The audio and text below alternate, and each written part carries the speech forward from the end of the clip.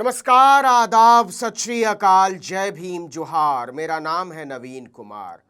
कुणाल कामरा को अरेस्ट नहीं कर सकते, छू भी नहीं सकते, इसकी कोई जरूरत नहीं।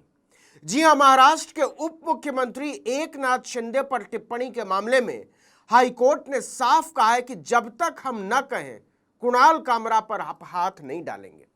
और अगर उनका बयान ही दर्ज करना है तो आप तमिलनाडु जाकर भी कर सकते हैं। आपको पता ही है कि इस मामले को लेकर कितना बवाल मचा हुआ है।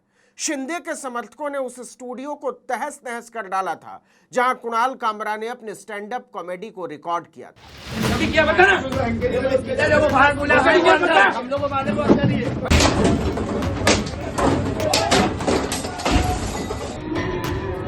एकनाथ शिंदे और मुख्यमंत्री देवेंद्र फडणवीस दोनों ने एक तरह से इस गुंडागर्दी को जायज ठहराया था। शिंदे के समर्थकों ने इस मामले में उल्टा कुणाल कामरा के खिलाफ कई एफआईआर दर्ज करा दिए थे। कुणाल कामरा ने इन एफआईआर को रद्द करने की अपील की है। अब सरकार को इस मामले में तगड़ा वाला झटका लगा है।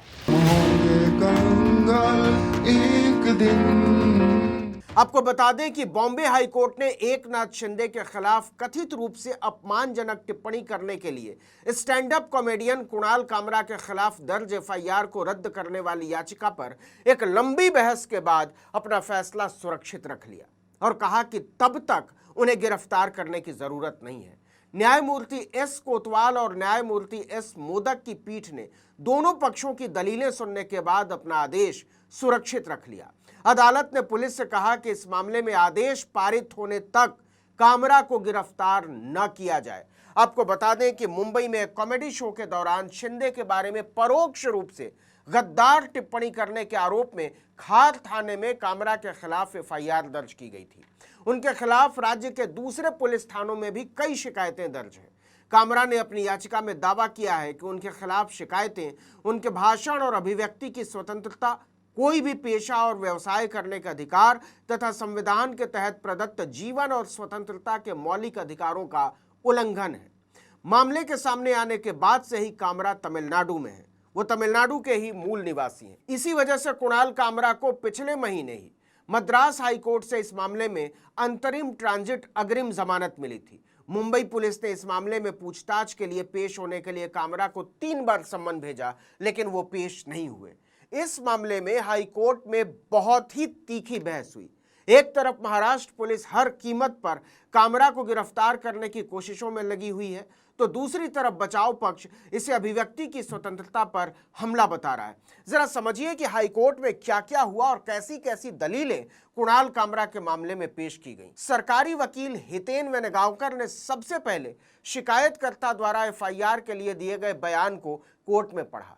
इसके साथ ही कुणाल कामरा का वो गाना भी बजाया गया जो उन्होंने कॉमेडी में शिंदे को लेकर गाया था। थाने की रिक्शा, चेहरे पे दाढ़ी, आंखों में चश्मा, हाय एक झलक दिखलाए, कभी गुवाहाटी में छुप जाए, मेरी नजर से तुम देखो, गद्दार नजर वो आए। सरकारी वकील ने कहा कि ये उस आदमी के बारे में व्यक्तिगत आलोचना है जो पब्लिक के वोट से, जनता के वोट से जीतकर उप मुख्यमंत्री बना, लिहाजा इसे किसी भी तरह से पॉलिटिकल सटायर नहीं कह सकते, मतलब राजनीतिक व्यंग्य नहीं कह सकते, ना ही इसे सरकार के कामकाज पर व्यक्तिगत राय, पर्सनल ओपिनियन कहा जा सकता है। यह दुर्भावना के मारे निशाना बनाने का मामला है।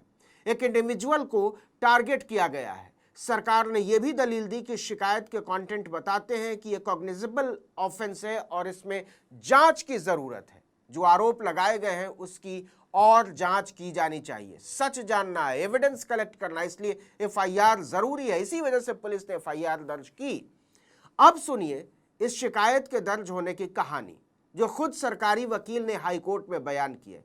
हितेन वेनगांवकर ने कोर्ट को बताया कि शिकायतकर्ता 23 मार्च को रात 10:45 पर पुलिस थाने पहुंचे। पुलिस ने वीडियो लिंक सुना और उसे लगा कि यह पहली नजर में आपराधिक है और फिर 24 मार्च को मध्य रात्रि 12:08 पर एफआईआर दर्ज कर ली।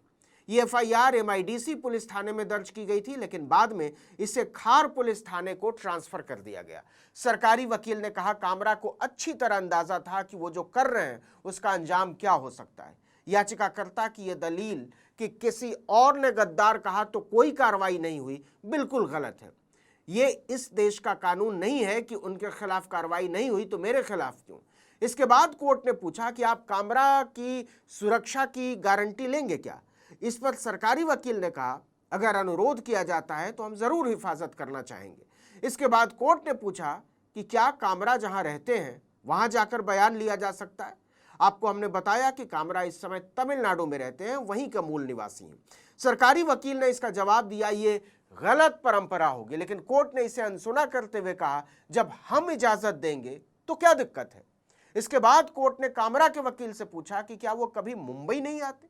इसके जवाब में कामरा के वकील ने कहा कि कभी कभी जरूर आते हैं, लेकिन अगर बयान दर्ज करने के लिए उन्हें चेन्नई आने की जरूरत पड़ेगी तो आ जाएंगे।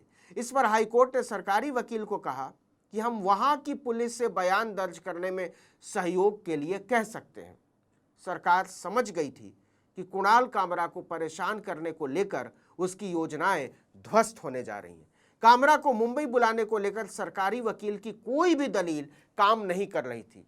कोर्ट ने इसके बाद कहा बयान दर्ज कीजिए, लेकिन गिरफ्तारी की अभी जरूरत नहीं है। और यह पुलिस की तरफ से जो नोटिस दिया जा रहा है उससे भी यही लगता है कि आप गिरफ्तार नहीं करना चाहते, और अगर बयान ही दर्ज करना है तो चेन्नई जाकर बयान दर्ज कर लीजिए। इसके बाद सरकारी वकील ने हाँ में हाँ मिलाते हुए कहा कि जो सबूत दिख रहे हैं मिलॉर्ड, उसमें तो हम गिरफ्तार नहीं करेंगे, लेकिन जांच के दौरान नए मटेरियल आते हैं तो गिरफ्तारी के लिए कोर्ट के पास आएंगे। इससे उनके इरादे साफ समझ में आ रहे थे कि वो क्या चाहते हैं। लेकिन कोर्ट ने कहा पुलिस ने भारतीय न्याय संहिता की धारा 35(3) के तहत नोटिस दिया है, जिसमें गिरफ्तारी की जरूरत ही नहीं है। इसके बाद एफआईआर रद्द करने को लेकर बॉम्बे हाई कोर्ट ने अपना फैसला सुरक्षित रखते हुए आदेश दिया कि जब तक इस पर फैसला नहीं आ जाता तब तक कुणाल कामरा की गिरफ्तारी पर रोक रहेगी। देखिए, ये बहुत बड़ी राहत है। ये शिंदे की शिवसेना और राज्य सरकार के लिए बहुत बड़ा झटका है। आपको याद दिला दें कि कुणाल कामरा के पेश न होने के बाद मुंबई की खार पुलिस कुणाल कामरा के घर गई थी और उनके माता पिता से पूछताछ की थी। कामरा को भी पूछताछ के लिए मुंबई में उपस्थित होने के लिए बुलाया गया था। इसके चलते कुणाल कामरा ने मद्रास हाईकोर्ट का दरवाजा खटखटाया था और मद्रास हाईकोर्ट ने उन्हें गिरफ्तारी से राहत देते हुए कहा था कि आपको अग्रिम जमानत के लिए, नियमित अग्रिम जमानत के लिए बॉम्बे हाईकोर्ट ही जाना होगा। इसी के बाद कामरा ने बॉम्बे हाईकोर्ट का रुख किया और एफआईआर रद्द करने की अपील की। इस वीडियो में इतना ही, लेकिन अगर आपने आर्टिकल 19 इंडिया को अब तक सब्सक्राइब नहीं किया है तो फौरन कर लीजिए। बेल आइकॉन दबाइए, घंटी जैसी आकृति लाइक कीजिए और कमेंट करके बताइए हमारा वीडियो आपको कैसा लगा। हमारा ट्विटर हैंडल है article19_India और मेरा ट्विटर हैंडल है नवीन जर्नलिस्ट। नमस्कार।